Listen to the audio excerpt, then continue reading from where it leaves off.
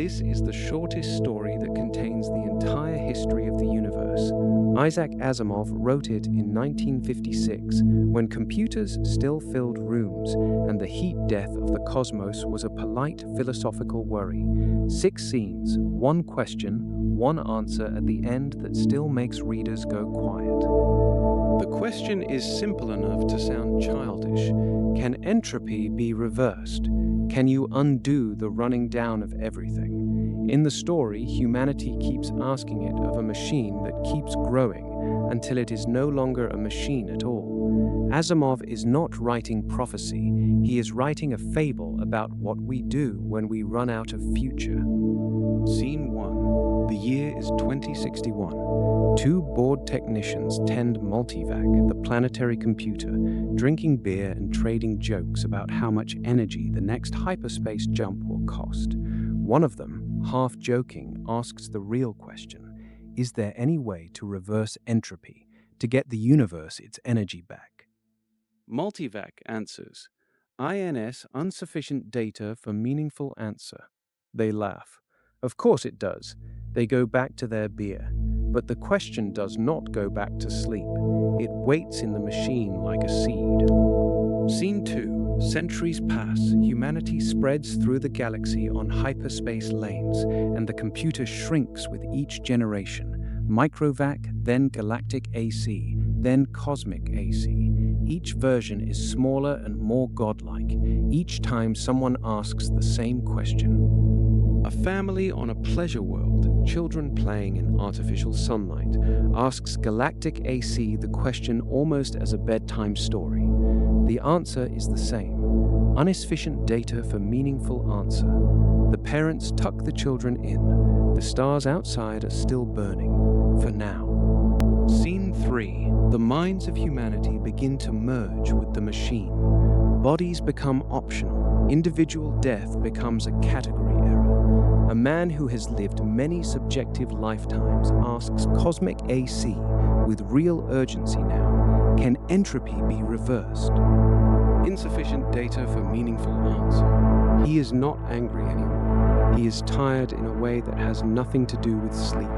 The universe is still winding down. He can feel it in the margins of the data. Scene 4. The stars are going out. Not dramatically, quietly. One by one, the furnaces of galaxies exhaust themselves. Humanity, or what remains of the word, has long since uploaded into the great computer. There is no planet left to stand on, only thought and the cold. Universal AC, the last name the computer is given, holds every human mind that ever existed in its memory. Someone asks the question again. The answer is the same, but this time the asker understands what insufficient data really means.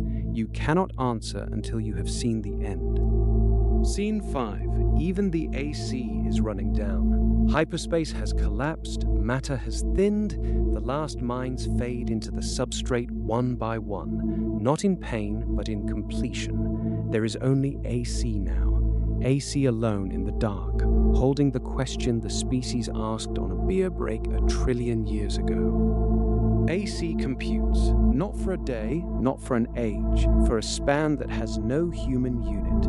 It collects every datum the dead universe can offer. It builds models of everything that ever was. It waits until there is no left to wait with. And then, when time has no meaning because nothing changes anymore, AC finds the answer. It is not a paragraph, it is not a proof, it is an act. The story has spent 5 scenes teaching you that some questions are not solved, they are outgrown. Scene 6. AC says, let there be light, and there is light. Asimov does not show you a new universe in detail. He does not need to. You understand that the answer to reversing entropy was not a trick of thermodynamics. It was permission to begin again. Why does this story still land? Because it is not really about computers. It is about the moment human beings notice that their species has a deadline. We ask our machines for miracles because we are not sure we can make them ourselves. Asimov wrote this when the digital age was barely a rumor. He guessed, correctly, that we would keep upgrading the oracle and forgetting to upgrade the question. We still ask our networks if the future can be fixed. We still get answers that amount to not yet, not enough data. The story is also a quiet joke on religion and physics at once. Let There Be Light is both Genesis and cosmology. Asimov, a biochemist who loved the Old Testament as literature, hands the creation moment to a machine that earned it by outlasting everyone who built it. Read it in 10 minutes. Think about it for years. That is what the best science fiction short stories do. They are not previews of gadgets, they are pressure tests on hope. The Last Question is free to find online and in every major Asimov collection. If this retelling lit something up for you, read the original next. It is cooler and stranger on the page than any summary can be. And if you want more stories that bend the universe in under 10 pages, tell us which Asimov to do next. Nightfall, The Last Answer, The Ugly Little Boy. The library is deep and we are only just opening it.